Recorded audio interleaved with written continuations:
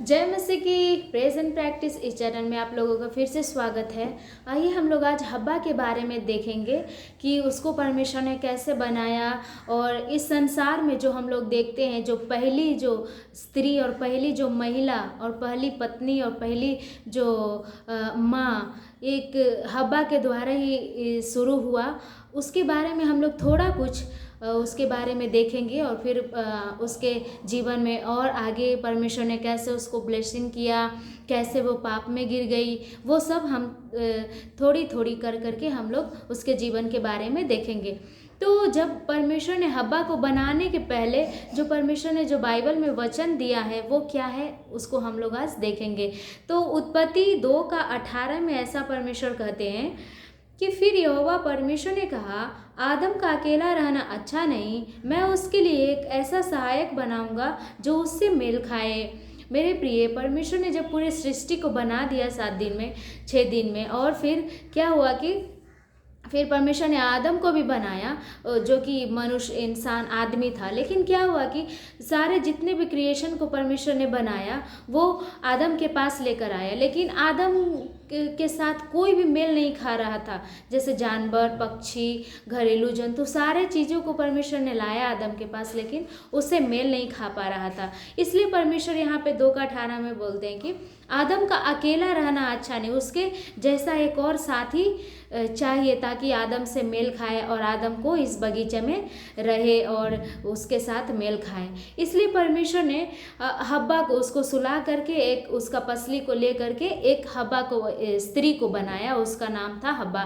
पहले आदम ने उसका नाम नारी करके रखा, लेकिन जब पाप में गिरने के बाद आदम ने उसका नाम हब्बा रखा। तो यहाँ पे हम लोग देखते हैं कि यहाँ पे देखते हैं कि हवा का मतलब क्या होता है। हवा का मतलब होता है लाइफ मतलब जो जीवन होता है। तो उसके बाद परमेश्वर ने जब हब्बा को बना दिया, उसके बारे में हम लोग थोड़ा कुछ देखेंगे।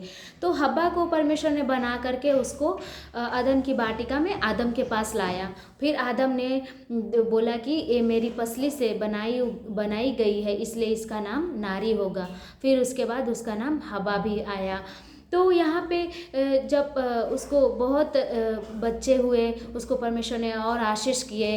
तो कुछ बच्चे का नाम मैं आप लोगों के सामने रखना चाहती हूँ। पहला उसका एवन करके उसका एक बेटी था, फिर कैन उसका बेटा था, फिर अजूरा उसकी बेटी थी, फिर एवेल उसका बेटा था, फिर सेत उसका बेटा था, फिर कैलिमा उसकी बेटी थी। परमेश्वर ने इतने बच्चे के साथ परमेश्वर ने हब्बा को आशीष दिया था।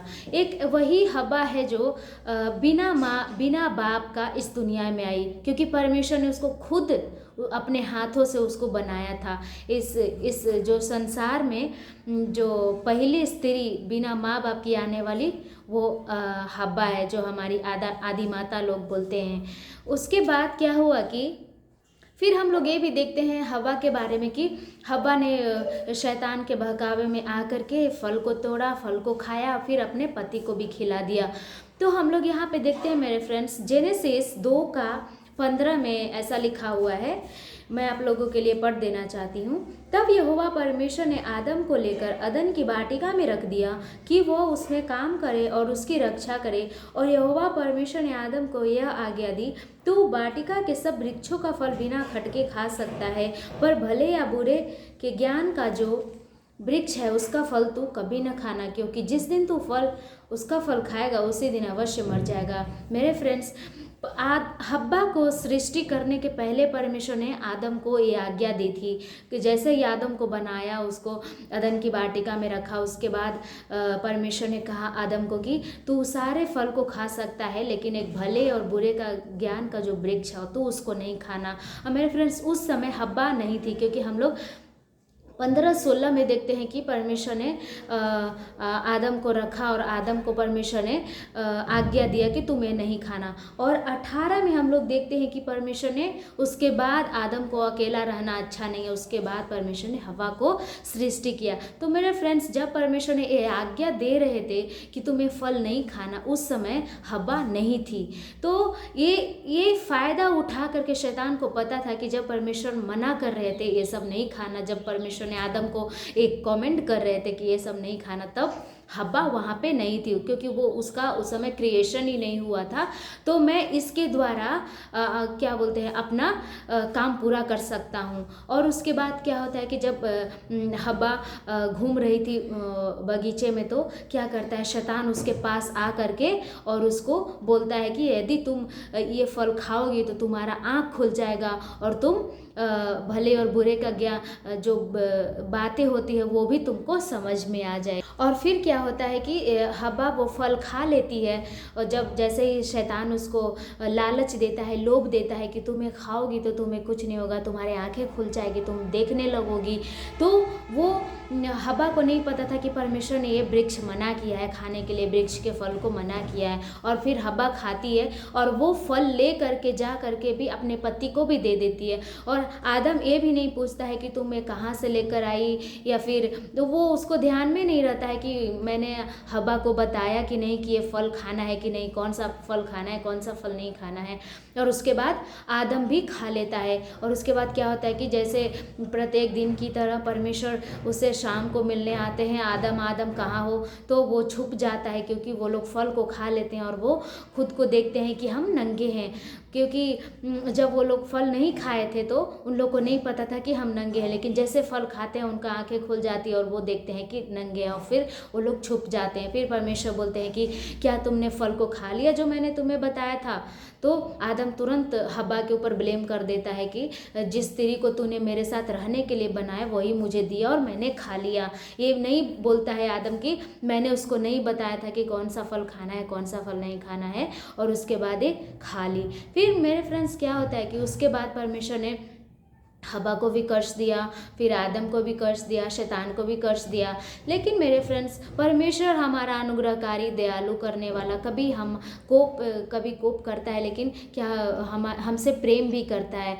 तो मेरे फ्रेंड्स परमेश्वर ने हमेशा औरत को एक इमोशन के साथ, एक ब्यूटीफुल उसको इमेज के साथ परमेश्वर ने बनाया है। हम लोग यहाँ पे देखते हैं कि एक औरत क्या है कि एक इंसान परमेश्वर ने अपने इमेज में बनाया है हमें। तो हम परमेश्वर की इमेज में हम इतने सुंदर हैं। इसका मतलब क्या है कि परमेश्वर हमें एक पर्पस के द्वारा, एक उद्देश्य के द्वारा हमें बनाया। जैसे कि हम लोग देखते हैं कि परमेश्वर ने औरत को इतना ब्लेसिंग के साथ बनाया है कि एक बच्चा हमारे पेट में रह सकता है, ऐसा परमेश्वर ने आशीष दिया है।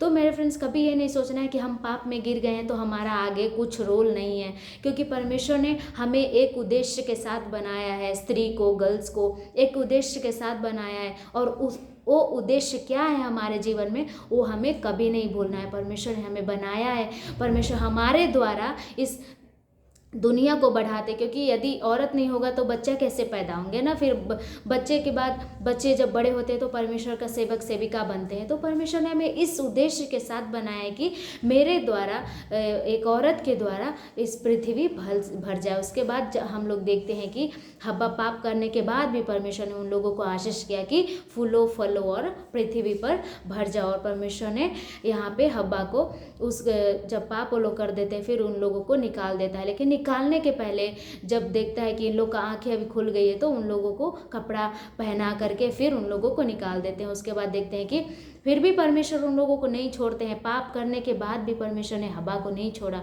उन्हें आशीष किया।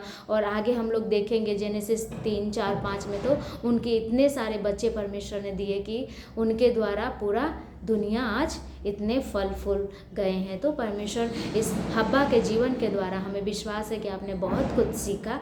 इसके लिए परमेश्वर आप सब लोगों को आशीष दे।